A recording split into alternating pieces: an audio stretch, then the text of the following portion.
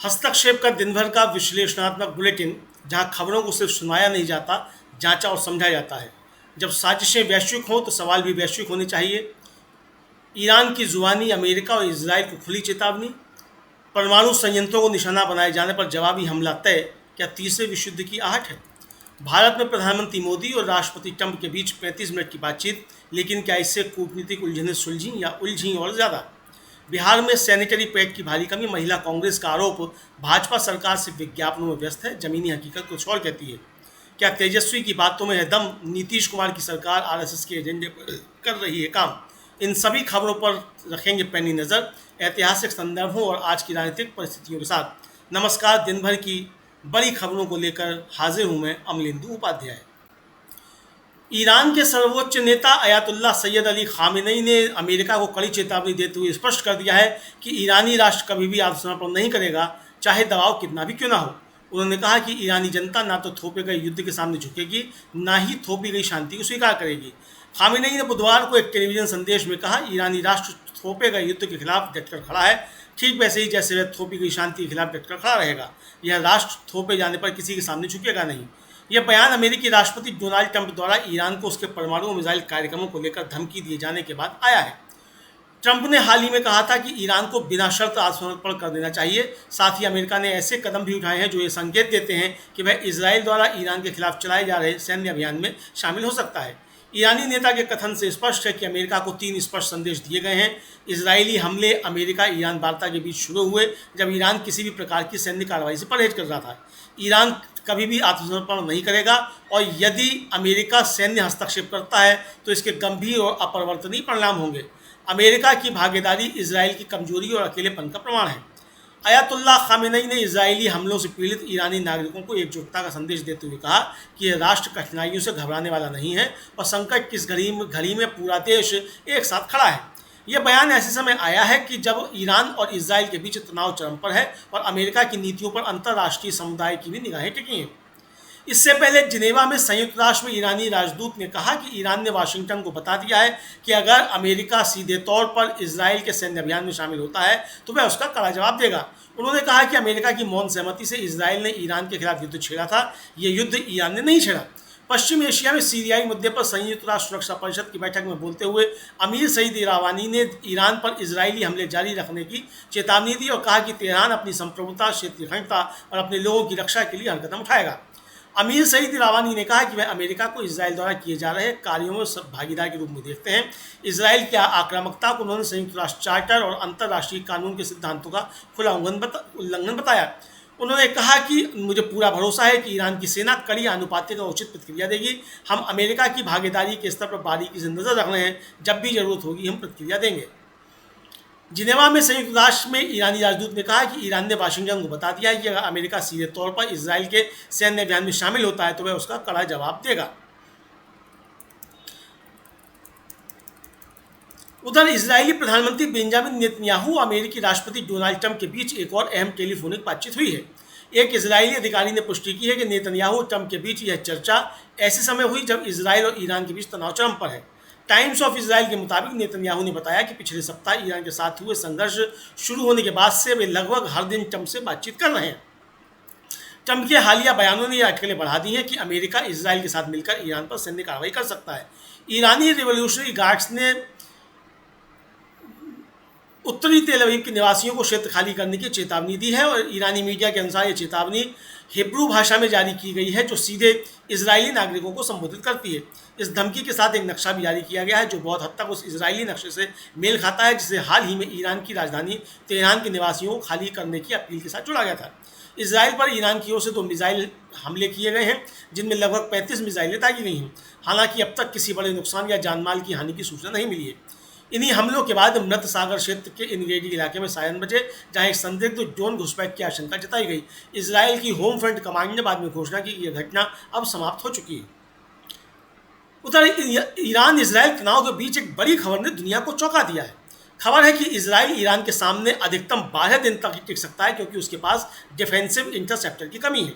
अमेरिकी अखबार the wall street journal की रिपोर्ट के अनुसार इजराइल के पास डिफेंसिव एरो इंटरसेप्टर की कमी है और कहा गया है कि इससे ईरान से आने वाली लंबी दूरी की बैलिस्टिक मिसाइलों को मार गिराने की देश की क्षमता प्रभावित हो सकती है। एक अमेरिकी अधिकारी के हवाले से अखबार ने बताया है कि इसराइल के पास रक्षात्मक एरो इंटरसेप्टर की कमी हो रही है, जिससे चिंता बढ़ रही है कि अगर संघर्ष जल्द ही हल नहीं हुआ तो ईरान से आने वाली लंबी दूरी की बैलिस्टिक मिसाइलों का मुकाबला करने की देश की क्षमता का क्या होगा। अधिकारी ने बताया कि अमेरिका को इसराइल की क्षमता की समस्याओं के बारे में महीनों से पता है। वाशिंगटन जमीन, समुद्र और हवा में सिस्टम के साथ इसराइल की सुरक्षा को बढ़ा रहा है। जून में संघर्ष बढ़ने के बाद से पेंटागन ने इस क्षेत्र में और अधिक मिसाइल रक्षा संपत्तियां भेजी हैं और अब अमेरिका द्वारा इंटरसेप्टर को खत्म करने की भी चिंता है। रिपोर्ट में भी कहा गया है कि इजरायली सेना ने युद्ध सामग्री से संबंधित मामले पर टिप्पणी करने से इनकार कर दिया है।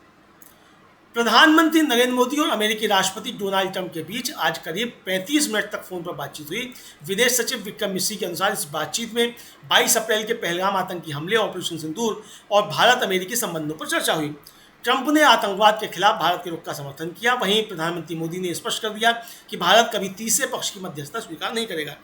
ट्रंप ने प्रधानमंत्री मोदी से पूछा कि क्या वे कनाडा से लौटते समय अमेरिका रुक सकते हैं, लेकिन पूर्व निर्धारित कार्यक्रमों के चलते मोदी असमर्थ है। बातचीत के अंत में प्रधानमंत्री ने ट्रंप को क्वाड की अगली बैठक के लिए भारत आने का निमंत्रण दिया, जिसे राष्ट्रपति ट्रंप ने स्वीकार कर लिया। यह जानकारी देते हुए विदेश सचिव विक्रम मिस्री ने कहा कि G7 शिखर सम्मेलन के दौरान प्रधानमंत्री और राष्ट्रपति ट्रंप की मुलाकात तय थी। राष्ट्रपति ट्रंप को जल्दी ही अमेरिका लौटना पड़ा, जिसके कारण यह मुलाकात नहीं हो सकी। इसके बाद राष्ट्रपति ट्रंप के अनुरोध पर आज दोनों नेताओं ने फोन पर बात की। उन्होंने करीब 35 मिनट तक बात की। 22 अप्रैल को पहलगाम में हुए आतंकी हमले के बाद राष्ट्रपति ट्रंप ने प्रधानमंत्री मोदी से फोन पर बात कर संवेदना जताई थी।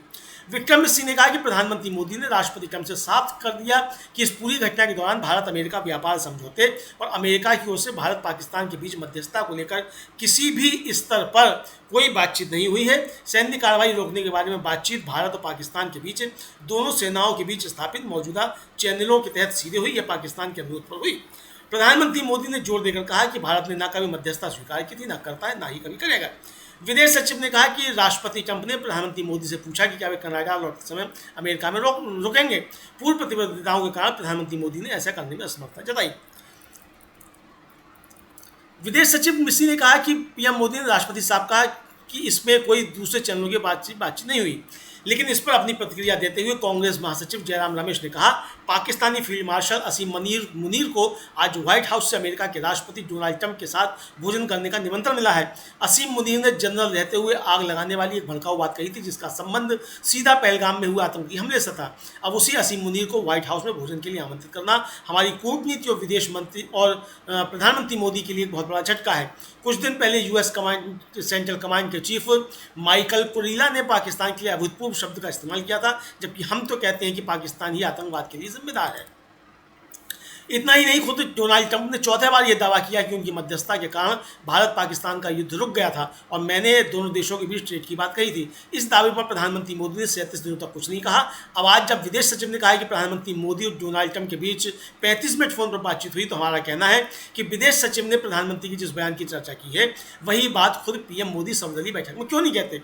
हम चाहते थे कि प्रधानमंत्री मोदी यही बात संसद के विशेष सत्र में कहें।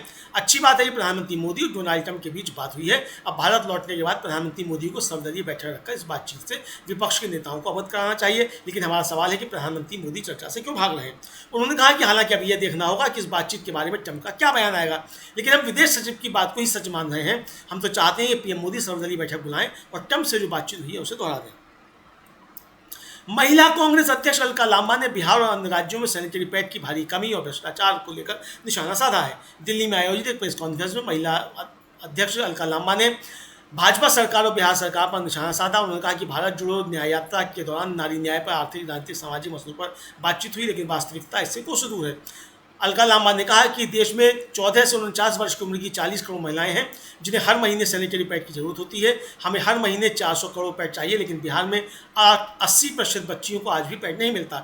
उन्होंने आरोप लगाया कि बिहार के 40,000 स्कूलों में से सिर्फ 350 स्कूलों में ही सैनिटरी पैड वेंडिंग मशीनें उपलब्ध कराई गई हैं। उन्होंने कहा कि जो काम राज्य सरकारों को करना चाहिए था वह राहुल गांधी के नेतृत्व में महिला कांग्रेस कर रही है। अलका लांबा ने कहा कि आज भी देश में लगभग 60% महिलाएं महामारी के दौरान कपड़े का इस्तेमाल करती हैं, जिससे वे गंभीर बीमारियों का शिकार होती हैं। उन्होंने आरोप लगाया कि सरकार सिर्फ विज्ञापन में व्यस्त है, जमीनी स्तर पर कुछ भी नहीं हो रहा। बिहार में विधानसभा में नेता प्रतिपक्ष और राज्य के पूर्व उप मुख्यमंत्री तेजस्वी यादव ने परिवारवाद को लेकर नीतीश सरकार पर जमकर निशाना साधते हुए घेरा है। उन्होंने कहा कि नीतीश कुमार पूरी तरह से भाजपा और आरएसएस के लोगों से चल रहे हैं। तेजस्वी ने आगे कहा कि आरएसएस की नीतियों निर्णयों पर नीतीश सरकार चल रही है। हमारी इस बात को नीतीश कुमार के मंत्री ने सार्वजनिक रूप से स्वीकार कर उस पर मोहर लगा दी है। अब तो सीएमओ में भी आरएसएस कोटा से अधिकारियों का पदस्थापन हो चुका है। पटना में पत्रकारों से बातचीत में तेजस्वी यादव ने कहा कि हम तो यह जानना चाह रहे हैं कि और कौन लोग आरएसएस कोटा से हैं, यह मुख्यमंत्री को बताना चाहिए। कटाक्ष करते हुए उन्होंने कहा कि भूंजा पार्टी वाले तो ऐसे ही खुश हैं कि उन्हें ईश्वरी वरदान मिल गया। संजय झा ने अपने बच्चों को फिक्स कर दिया, मंत्री अशोक चौधरी ने अपने बच्चों को फिक्स कर दिया, दीपक कुमार ने अपनी पत्नी को फिक्स कर दिया। निशांत कुमार राजनीति में आना चाहते हैं, लेकिन यही भूंजा पार्टी वाले लोग साजिश के तहत उन्हें आने देना नहीं चाहते। ये लोग मुख्यमंत्री नीतीश कुमार का इस्तेमाल कर रहे हैं क्योंकि वे अचेत अवस्था में हैं। तेजस्वी यादव ने आरोप लगाया कि इन लोगों ने अपने रिश्तेदारों, जमाइयों सबको सेट कर दिया। ये लोग निशांत कुमार को राजनीति में नहीं आने दे रहे क्योंकि ये सत्ता का सुख भोग रहे हैं, रेवड़ी बांट रहे हैं। इन्हें ईश्वरी वरदान मिल गया है, मुख्यमंत्री अचेत अवस्था में है। यही बिहार में हो रहा है। तो ये थी आज की सबसे अहम खबरें जिन पर नजर रखना सिर्फ जरूरी नहीं अनिवार्य है। जब सवाल हो अंतर्राष्ट्रीय और हालात हो विस्फोटक तो जरूरत होती है एक निर्भीक मंच की, जो सत्ता से नहीं बल्कि सच्चाई से डरता हो। हस्तक्षेप वही मंच है। कल फिर मुलाकात हुई कुछ नई घटनाओं, नई पड़ताल और पुराने संदर्भों के साथ। तब तक के लिए मैं अमलेंदु उपाध्याय लेता हूँ इजाज़त। मिलते हैं कल फिर नए बुलेटिन में। नमस्कार।